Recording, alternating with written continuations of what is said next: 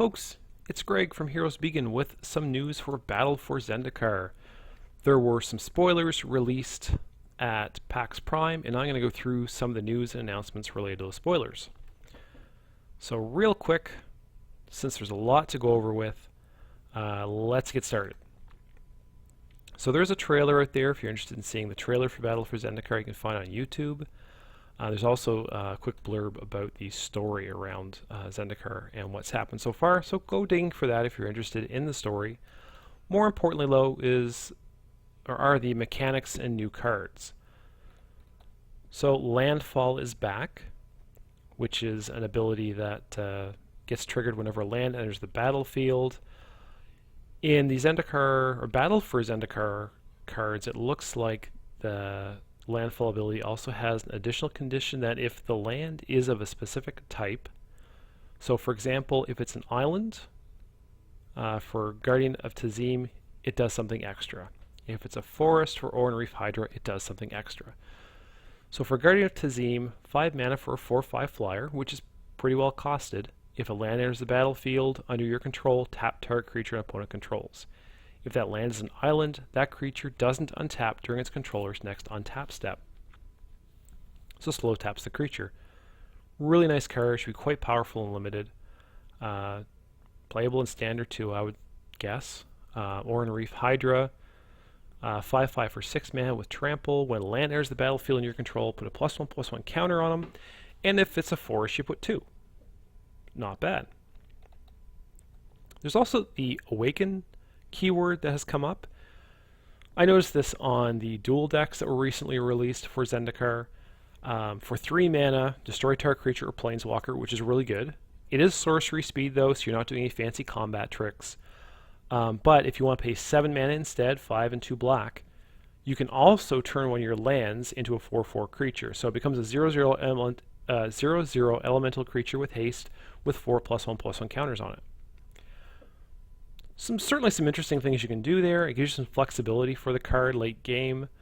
So not only can you destroy a creature, but you can also give yourself a blocker. So some potential that you can work with. Allies are back. They also have a rally keyword where allies will trigger abilities on other allies. Hero of Goma Fade here is a 4/3 for 5 mana, and when he or another ally enters the battlefield under your control, creatures you control gain indestructible until end of turn. So that's pretty potent late game. So if an ally comes to the battlefield, or when he enters the battlefield, your creatures are indestructible, so that can be a big win for you. Multiple colors of mana will increase the powers of your spell. So they have this converge keyword. So if you pay for the colorless, you pay a variety of colors of mana, you're going to increase the power of the card. So it's converge. In this example, Radiant Flames deals X damage to each creature, where X is the number of colors of mana spent to cast Radiant Flames. So it's 2 and a red. If you spent a blue and a black and a red, then you're dealing 3 damage to each creature. So some pretty interesting, it's an interesting mechanic. It reminds me of Domain from previous sets, where spells get more powerful based on the number of basic land types you controlled. So I'll be curious to see what else they do with this converge mechanic. And of course we have this this set's dual lands. So these lands come into play tapped unless you control 2 or more basic lands. So they're reminiscent of the ones that came into play tapped unless you controlled, for example, a mountain or a plains. This time you have to control 2 basic lands. So they're not going to do you much good the first 2 turns. They're going to come in tapped. But third turn, if you get 2 basic land cards in play already, they'll come in untapped. So interesting. It's not going to allow you for fast plays turn 1, turn 2 if these are all you have in your hand. But they will give you some extra mana and allow you for some mana fixing. What is interesting about them though is they're fetchable. So for example, Prairie Stream counts as a plains and an island. So if you crack a fetch land to go look for a plains or an island, you can pull this guy up. So that's some nice versatility if you're using those fetch lands. So kind of neat.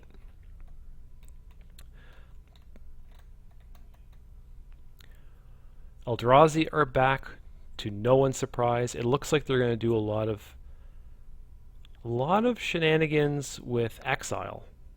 So either they're going to exile cards off people's graveyard or do things with cards that are exiled already. So for example, Blight Herder here, 5 mana for a 4/5, which is reasonably costed. When you cast Blight Herder, you may put 2 cards your opponents own from exile into their owner's graveyards. If you do, put 3 1/1 colorless Eldrazi Scion creatures on the battlefield. They have sacrificed this creature, add 1 mana to your mana pool.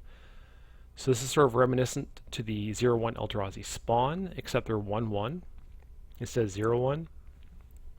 And you can sack them for mana. So great mana ramp ability, and again, kind of messing around with cards that have been exiled. We're also seeing colorless creatures that require colored mana to play. So you get Incubator Drone, Barrage Tyrant, Mist Intruder. We're also seeing this Devoid, which means the card has no color. For the Incubator Drone, when it enters the battlefield, you put a 1/1 colorless Eldrazi Sign creature token on the battlefield. The Barrage Tyrant, you can pay 3 mana to sacrifice another colorless creature to deal damage equal to the sacrificed creature's power to target creature or player. So if you get some extra good size Eldrazi out there, you can fling them at your opponent. Mist Intruder, for 2 mana, you get a 1/2 flyer that has Ingest, which is a keyword we've seen on at least one other card so far. And essentially, cards with Ingest will exile cards to the top of your opponent's library. Kind of nice. Again, that plays into the manipulation of the exile zone that some of these other cards are doing. And of course, here's our first big bad Eldrazi. So Ulamog, a new version of Ulamog, Ulamog the Ceaseless Hunger. For 10 mana, you get a 10/10 indestructible creature that when he enters the battlefield, you exile 2 target permanents, and then whenever he attacks, you exile the top 20 cards of the defending player's library. That's really gross, especially in Limited. If you manage to drop him early enough in Limited, it's game over. 2 swings, you're going to deck your opponent. In Standard, still pretty potent. He's going to chew through your opponent's libraries super fast. Mill might be back as a result of some of these Eldrazi with Ingest and this guy with the exiling top 20 cards of your opponent's library. It's really quite an interesting ability. Very playable, I think. I think he's going to make an appearance in some standard decks. We also have the full art basic lands, which I'm really excited about. I missed out on the previous sets that had the full art lands, so this is a good chance to pick some up. Quite sharp. The full set has been shown. I'll show those off here in a moment. For Planeswalkers, Gideon's back. He's an ally. His +1 turns him into a 5/5 indestructible ally creature. His 0 puts a 2/2 White Knight ally creature token to play, and his -4 gives you an emblem where creatures you control get +1/+1. So for 4 mana, you can drop him into play, make him a 5/5, or drop him into play and say, you know what, I just want the +1/+1. So you can get your emblem right off the bat. Kind of like the Planeswalkers of late. They haven't been too bonkers or broken. They've been fairly good. Nothing's going to outright win you the game, but they are still fairly powerful. The last thing is this Zendikar Expeditions. So in and amongst the packs you're going to be opening, you have a chance to get one of these expedition cards. So there are a subset of cards that contain full art, foil, lands. So from the description here, there are 25 lands that can be found in Battle for Zendikar packs. And you can expect to open them only a little more frequently than a premium foil Battle for Zendikar Mythic Rare. So you're talking just a little more common than 1 for every 3 boxes of boosters. And among them, we have our opposing color fetch lands and pain lands. So That is just bonkers. Really beautiful cards, and none of us, I don't think, expected these. What's really interesting is down here it says, for example, Arid Mesa is 24 out of 45. They said there are 25 different lands that can be found, so what's the rest? What are the other 20 cards? Are they other lands, or are they something else? Either way, being able to get the enemy color fetch lands in full art form, or some of these other lands in full art form, is pretty spectacular. Full art and foil. I can expect these are going to go for a fair amount. I don't know if they're standard playable. I don't think they're going to be. I think they're just an extra bonus. In fact, I'm pretty sure that's going to be the case. But yeah, that's. I thought that was pretty sharp. I guess there was something similar in the original Zendikar block. So, very neat. So, the spoilers so far have been shown. Mythic Spoiler is a site I tend to go to that shows a bunch of spoilers that have been revealed so far, a bunch of cards. Titan's Presence. Nice colorless card that allows you to exile a creature if its power is less than that of a revealed card that you reveal from your hand. So you reveal a colorless creature card from your hand, and you can exile a creature whose power is less. Kind of nice to have removal that can be used by any color. That being said, it's conditional. You have to have a creature in your hand that's got some significant power, at least more than what you want to remove. That can be a challenge. Here's the entire line of the dual lands in this set. Oblivion Sower was shown in the dual deck. So there's Eldrazi Devastator, an 8/9 with Trample. Kozilek's Channeler, tap for 2 mana for 4/4 for 5, so it's not bad.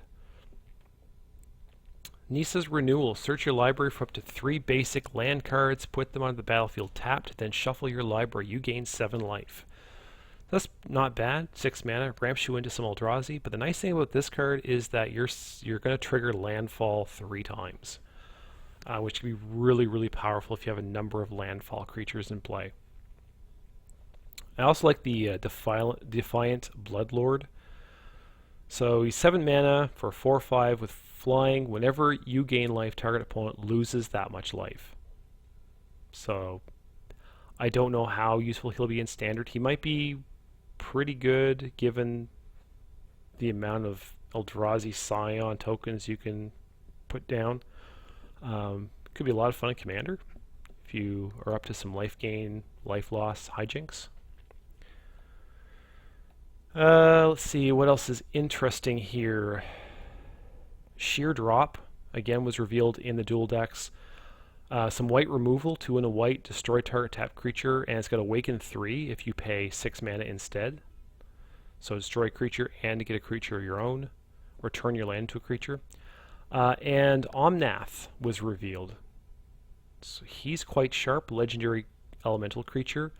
For 3, 2 red, 2 green. Landfall, when land enters the battlefield under your control, put a 5/5 red and green elemental creature token onto the battlefield. When Omnath, Locus of Rage, or another elemental you control dies, Omnath deals 3 damage to target creature or player. So that makes for a pretty potent card, especially as a commander. If you're looking to build an elemental deck, this guy could be just the thing for you. Forerunner Slaughter was revealed in the dual decks, as was the Dominator Drone, Veteran War Leader. All pretty sharp cards. They make use of Devoid. Dominator Drone has Ingest. Hedron Archive is really nice. It was revealed. For 4 mana, you get a mana rock that taps for 2. 2 and tap, you can sacrifice it, draw 2 cards. So it's sort of like a more potent Mind Stone. Here's the full set of full art lands. They're all really, really sharp. I'm kind of keen on getting some. It looks like it may not be the full set. Or is it? Yeah, it looks like we're missing some. So this is just what's been revealed so far. And again, really nice. I'm excited to get them. been looking for full art lands for a while. Expeditions. So these are the premium mythic rares. So we have Arid Mesa, Steam Vents, Hallowed Fountain, Prairie Stream, Sunken Hollow, Smoldering Marsh, Cindergate, and Canopy Vista. So of these, you see that we've got 2, 3, 4. So those are the 5 that are essentially the Battle for Zendikar dual lands. We've got 2 of the Pain lands and 1 of the enemy color fetch lands.